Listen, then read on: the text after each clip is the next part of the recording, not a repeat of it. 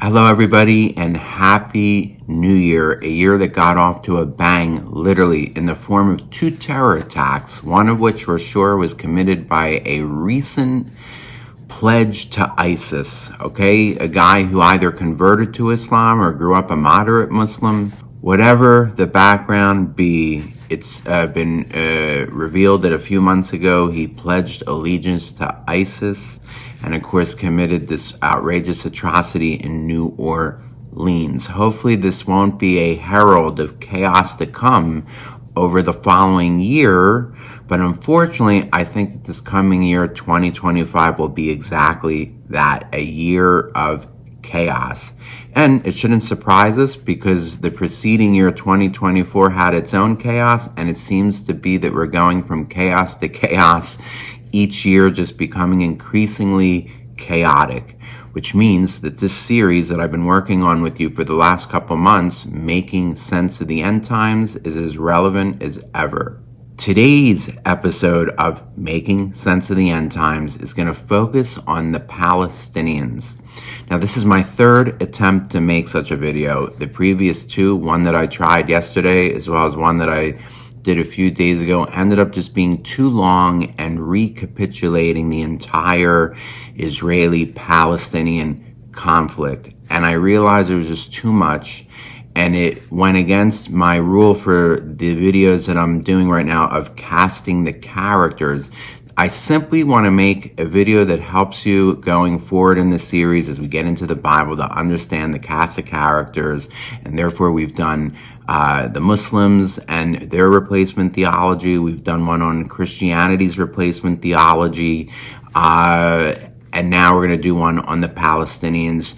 Just scratching the surface. Each and every one of these episodes that I've done over the last couple months could have been stretched into multiple episodes, into an entire semester of classes, if you will.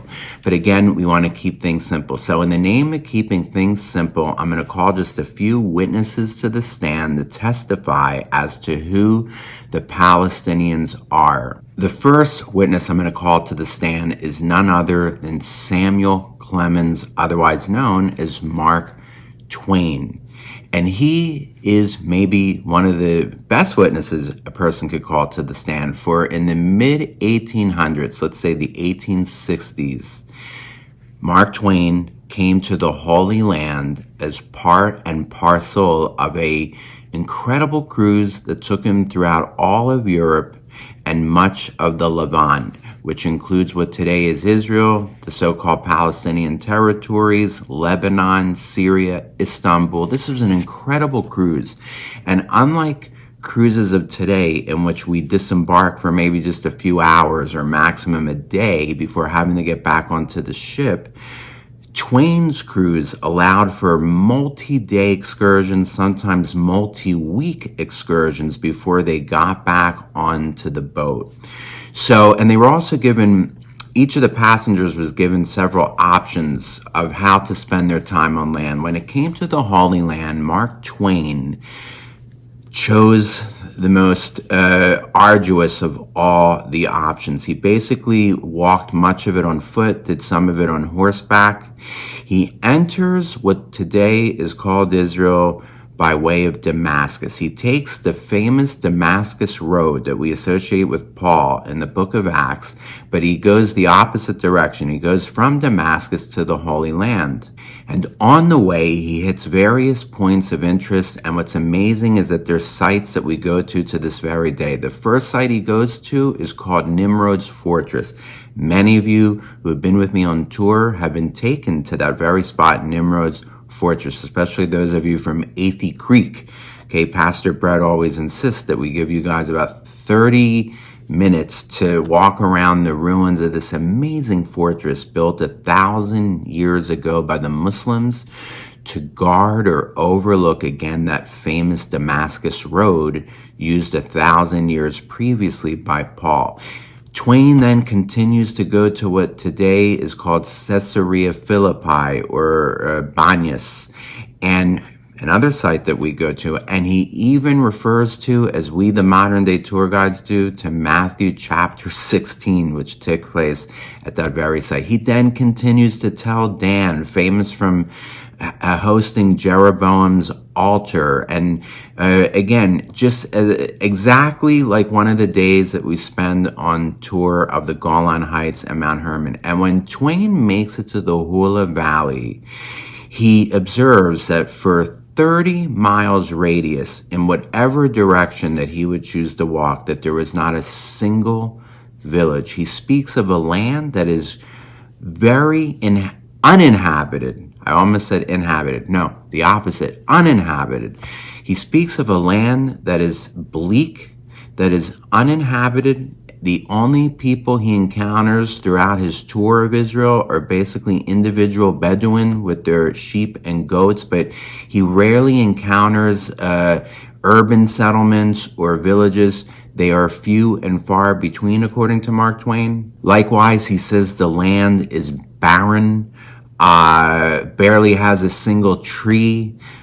In fact, the land is so barren that he says that whatever sheep and goats he encounters among those Bedouin are so desperate that they have to eat gravel. Now, of course, Mark Twain was known for that type of cynicism and humor, so he's probably exaggerating, but within that exaggeration, he's trying to reveal the truth that what he saw was nothing of the promised land of 2,000 years ago. It was a land that was cursed. And if you know the Bible, you recall a verse or two in Ezekiel which refer to the future cursing of the land.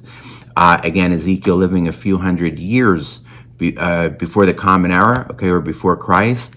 And Ezekiel said that the land would be so cursed that strangers would travel through the land, and they would look to one another and say, what in the world has become of this land that was one time a fruitful paradise, a virtual Garden of Eden? And the response of Ezekiel is something to the effect of saying, well, the people of Yahweh, the people of Israel transgressed the law of God, and he kicked us out basically of the land and turned the land into the curse that Moses warned it would become in our absence in the day that God would choose to expel us for our national sins, the sins of Israel. And this is what Mark Twain was actually fulfilling. Mark Twain, you could say, was fulfilling that prophecy as he went through the land. He was basically acting out what Ezekiel said would happen, okay, that the land would just become this barren waste, and that the stranger would be shocked at how barren and wasteful it was in light of the fruitful cornucopia it was in biblical times. Now, Mark Twain published an account of his trip in 1867 called Innocents Abroad, and I highly recommend that you get this book. I got it for only $4.99 on my Amazon Kindle, and it's worth the read, not just for the Israel portion, but also for his trip to Italy and to Rome and to elsewhere in Europe. It's considered to be one of the most entertaining travel journals to ever have been written. So it's just fun to read, but the Israel stuff is priceless because Mark Twain was neither a Jew or a Christian Zionist. In fact, the Arab-Israeli conflict and the rise of Zionism didn't come for decades after he wrote his book, which means that he is an impartial witness, a great witness. In other words, nobody can accuse Mark Twain of having a horse in the race and being anything other than honest about what he was observing. And of course, those who are anti-Israel and pro-Palestinian and resent this narrative that Mark Twain left behind, because those of us who are Jews and Zionists and Christian Zionists are able to refer to it, well, they've done everything they can, of course, to discredit it and say that he's exaggerating and he shouldn't be taken seriously. But Mark Twain should be taken seriously, and therefore he was my first witness to the stand. And we conclude from his testimony that in the 1860s, just about 80 years before the rise, or let's say the rebirth of the modern state of Israel, there were very few people in the land, very few and nobody was calling themselves yet, by the way, Palestinians. He only encounters serious, or let's say more settlement of people when he gets to cities like Jerusalem, okay, and perhaps Jaffa as well by the seacoast. But everything in between, just a bleak, desolate wasteland. Well, thank you, Mark Twain, for your testimony, and now you can go back or step down from the stand. Now, the second person I'm going to call to the witness stand is fraught with some risk, and I debated whether I should even bring her name up, for she has become a very controversial witness. Her name is Joan Peters. Joan Peters was a liberal, secular, from what I understand, American journalist who was asked by the publisher Doubleday to make a book, to go to what today is Israel in the Middle East, and write a book about the suffering of the Palestinians, about particularly the Palestinian refugees that are in the refugee camps spread throughout the Middle East, in Gaza, in the West Bank, to give them some ground to stand on in their fight against the Jewish national claim, or the Zionism. But what happens is, after she spends months of doing her research for this book, she comes to the conclusion that the entire Palestinian national narrative is one big fraud. She comes to conclude, from visiting and doing research amongst the archives from the British Empire, and maybe from other sources as well, that the people that call themselves the Palestinians today are basically the descendants of very recent migrants to the land of Israel. People that migrated from elsewhere in the Middle East, Arabs or even Kurds, and I'll speak about that in just a moment. I'll also tell you in a few minutes how some of them are actually not Arab at all, but European Muslims from Bosnia. And what she discovers is that many of these people came to the land under the British and Zionist occupations of the land. Okay, in other words, the British took over the land following World War I. That's when they captured it from the Turks. And around the same time, the Zionists and the British together are investing millions and millions of dollars in developing Palestine and building new infrastructure, particularly the port of Haifa, okay, improving the railroad system of the country. The Jews, as they come into the country and purchase land for agriculture, are turning the land from the bleak gravel pit of Mark Twain's testimony into what would become the cornucopia it's known for today. And Arabs from the region pour into the land to work as migrant farmers or migrant workers on these Jewish farms in kibbutzim.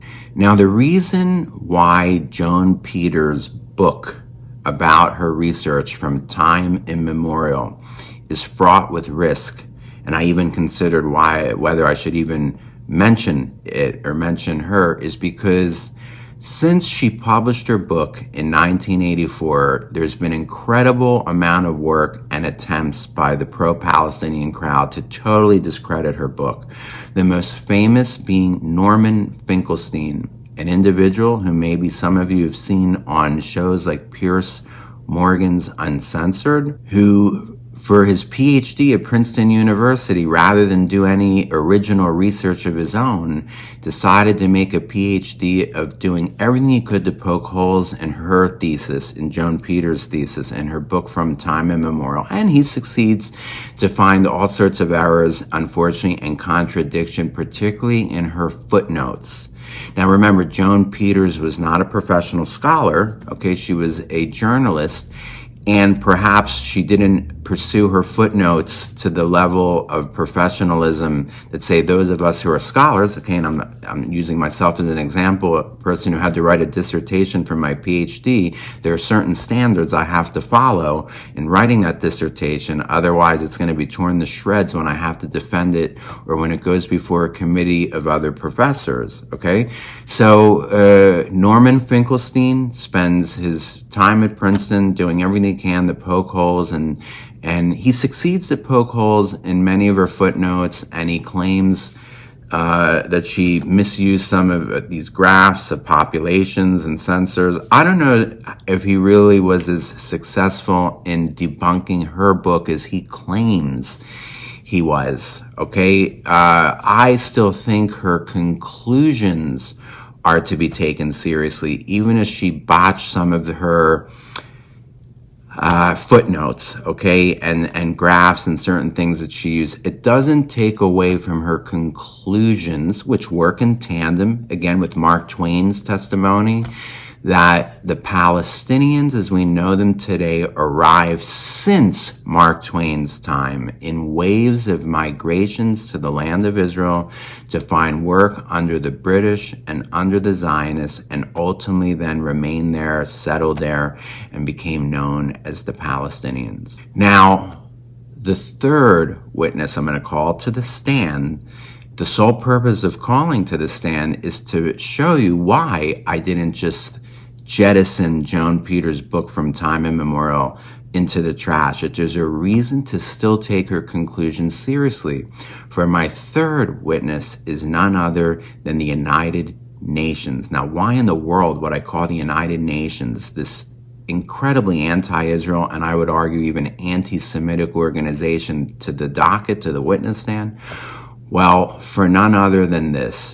In 1948, when Israel was born, shortly thereafter, the UN, which was created the organization called UNRWA. You've probably heard of UNRWA in the news, especially those of you that follow the whole Israel story and what's going on in the war between Israel and Hamas regularly. UNRWA is the United Nations Works and Relief Agency that the UN created to minister to the Palestinian refugees that were either kicked out or fled Israel in 1948. Now, why are they an important witness? Because UNRWA grants refugee status, or granted back in 1948, refugee status upon any non-Jew that was living in what became Israel for just 2 years or longer. In other words, all you had to do to gain Palestinian refugee status under UNRWA following Israel's birth in 1948 was to prove that you'd been living in so-called Palestine for just a minimum of 2 years.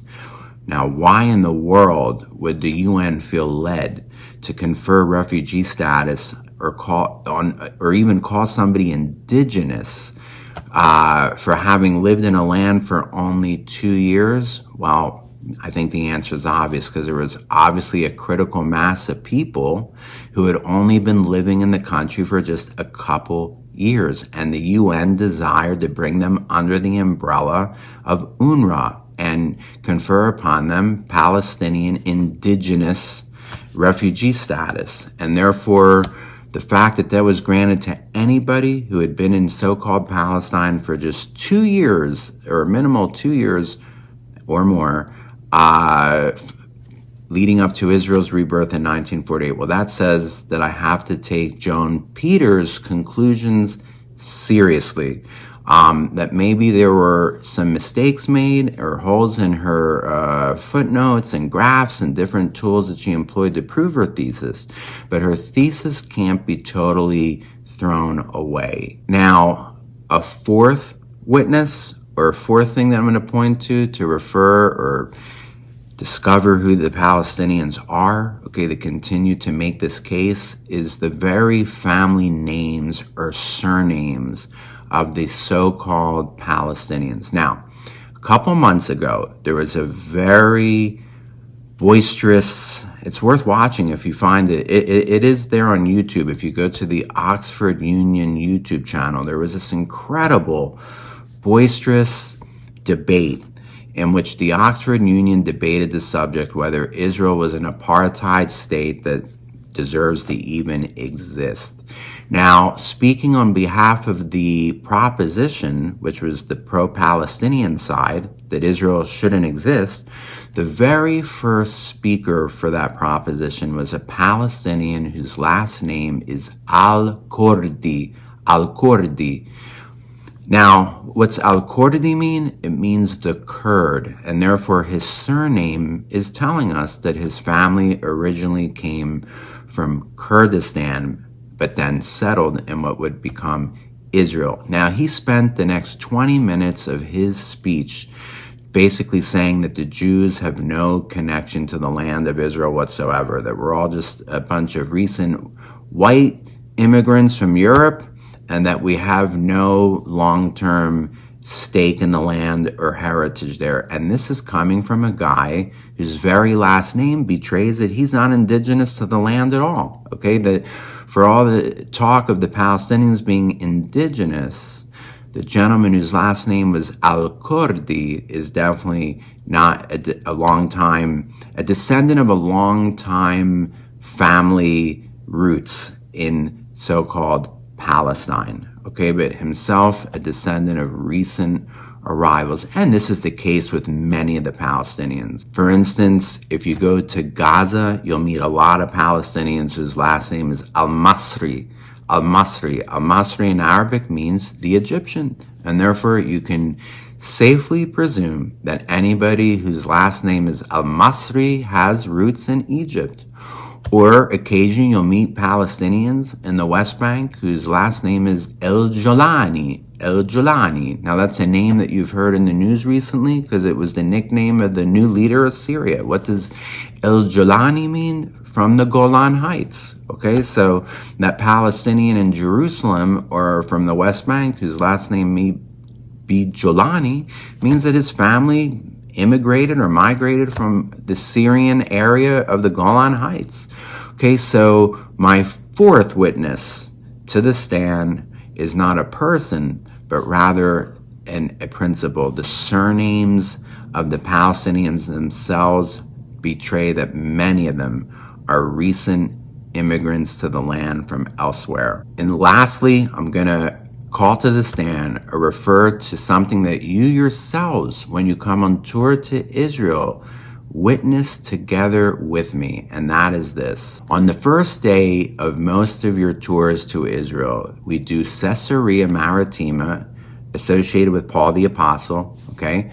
Mount Carmel, Megiddo, which is Armageddon, and then we conclude the day by riding the bus to our hotel at the Sea of Galilee. From the get-go, at the very first sight of Caesarea, that whole Palestinian issue comes to the fore. Why? Because near the stores at the site, the stores and cafes, near the famous lighthouse, the pediment of the lighthouse of Herod the Great, stands to this day the remains of a 19th century mosque.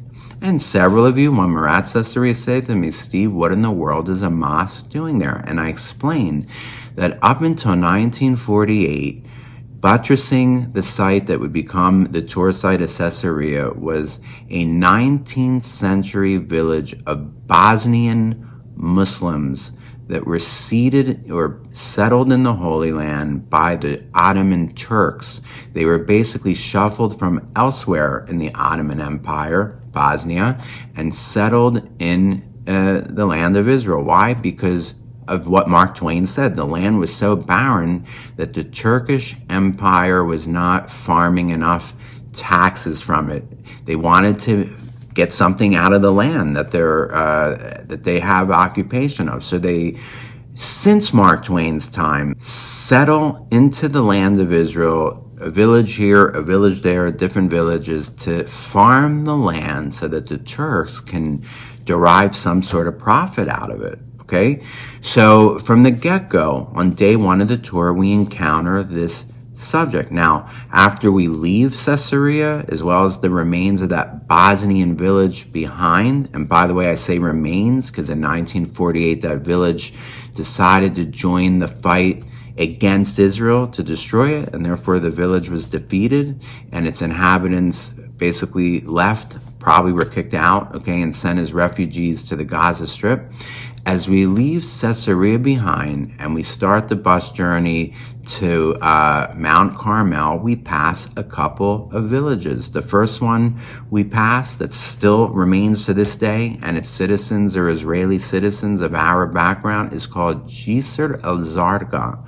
Well, I tell you on the bus that Jisr al-Zarqa is comprised of the descendants of Egyptians who settled recently in that village in the land of Israel in the last couple centuries. For whatever reason those Egyptians did, they did. Okay. Then we continue another couple miles and we arrive to what's called in Hebrew Tzomet Faradis, or Faradis Junction, named after an Arab village called Faradis. By the way, that's where we get our word paradise in English from. Okay, it's a Persian word that made it to Arabic and then to English. The residents or inhabitants of Faradis are also descendants of Egyptians that settled in the land in the last, couple centuries. Okay, so that's the last witness that I want to call to the stand. The villages themselves, including those that still remain to this day and are citizens of Israel. Each village has its own story, its own origin story of how they came to Israel and became a village in what would later become Israel. And therefore, folks, we learn that there's no such thing as a Palestinian race or a Palestinian ethnicity, so to say. But they're a composite of different groups: Arabs, Kurds, Bosnians. In Jerusalem, you even encounter, as well as in the Gaza Strip, by the way, Africans. Okay, there are African or black Palestinians, descendants of slaves kept by some of the Muslims there in the land of Israel in the last couple centuries. So, the Palestinians are a composite of many people who came together approximately starting around 1920. They begin to congeal, if you will, or form this national identity to oppose the Jewish national movement of that same land, Zionism. What brought these people together that would be known thenceforth as the Palestinians? Basically, a Muslim rejection of a Jewish state or polity in what the Muslims consider the Islamic Holy Land. Now, Israel is not the heart of the Islamic Holy Land, obviously what today's Saudi Arabia is, but they consider the whole of the Middle East. In fact, if you watch my previous videos in this series, the Muslims consider every place that they've conquered to be part of the Muslim heritage. That includes southern Italy, Sicily, that includes Spain. They still consider these places to be Muslim, and they long for it to become Muslim again. And in the case of Israel, again, if you watch my previous videos, the Jews are the most despised among all the infidels, or let's say among many of the peoples of the other, okay, if you include Jews, Christians, Zoroastrians in Iran. Who are the most hated of all these people in the eyes of today's Muslims? None other than the Jews. And therefore, when the Jewish national movement was about to give birth to a Jewish state, the Islamic identity of the locals and its rejection of a Jewish state is what brought them together. And they came together to prevent that Jewish state from being birthed at all costs. Now, of course, they failed. And after Israel comes into existence in 1948, the Palestinian national cause then switches to destroying that state that came into existence at all cost. In other words, folks, I'm trying to say that the Palestinian cause has always been an annihilationist fight to destroy the state of Israel, to destroy it beforehand, before it was born, and to destroy it since. The Palestinians have had many, many opportunities to receive a state of their own in multiple peace processes. Okay, the most famous being Oslo peace process between the years 1993 and 2000, which was to culminate with a state in the year 2000. Israel had offered them 95% of the West Bank and all of Gaza, half of the old city in Jerusalem. They offered them even the holiest site of Judaism, the Temple Mount, and the Palestinians rejected this. They didn't even offer a counter proposal. They rejected it outright, and then they started a terror war against Israel known as the Second Intifada. Bus bombings, restaurant bombings, killing 1,200 people. Why? Why didn't they at least offer a counter proposal because to do so would mean that the Palestinians would have to ultimately accept Israel's right to exist, to coexist with their state. And they refused then, and they refuse to this day to countenance a Jewish presence in the land at all. They consider all of Israel to be one big illegal, illegitimate Jewish settlement. Not just the West Bank, not just Gaza. For the PLO, the Palestine Liberation Organization, came to being in 1964, 3 years before Israel captured the so-called West Bank and Gaza Strip. And therefore, what were they liberating? What did they want to liberate as the Palestine Liberation Organization back in 1964? They wanted to liberate none other than Israel proper, Israel without the West Bank and Gaza Strip. Okay? So it's always been about destroying Israel. It still is about destroying Israel. And the truth be told, it doesn't matter to most of us who are Jews where these so-called Palestinians come from. If they had an orientation towards peace with us, the overwhelming amount of Jews and Israeli citizens would have agreed over and over again to create a Palestinian state and even share Jerusalem with them, okay? To even let them have their own capital and parts of Jerusalem. I know this as a Jewish person who lived in Israel for over 27 years, that the disposition of the Israelis is simply to be left alone. Most Israelis just want to live in peace, live out their lives, be left alone, okay? And would easily agree to giving a state to these Palestinians, regardless of their provenance, whether they were new arrivals or ancient peoples they claim, whatever. We'd be willing, most Israelis, most Jews, to give them a land that they simply would agree to leave us alone and to coexist with us. But unfortunately, friends, it's not in the cards. The Palestinian cause from the get-go has been an annihilationist cause. And again, there's so much more I could talk to you about. I could talk to you about the very first leader of the Palestinian National Movement, Haj Amin el-Husseini, appointed as the Grand Mufti of Jerusalem in 1921, who spent the World War II years in Nazi Germany helping Hitler in achieving his final solution towards the Jews. And I suggest you look him up for further reading. Read his Wikipedia entry, okay? Haj Amin el-Husseini. I could talk to you about Yasser Arafat and how his PLO basically invented modern day terrorism, plane hijackings, cruise ship hijackings that were only exceeded by Al-Qaeda's 9/11 attack in New York City in September 2001. The PLO is basically the innovator of everything we call today modern day terrorism. I could go into all that, but like I said, it would cause me to exceed the bounds of this video, and it would force me to teach several lessons on this, which goes beyond my goal for these episodes, which is to help you understand going forward as we get into the Bible in this pursuit of the subject, making sense of the end times. I'm now going to close the video by wishing all of you a happy, healthy 2025.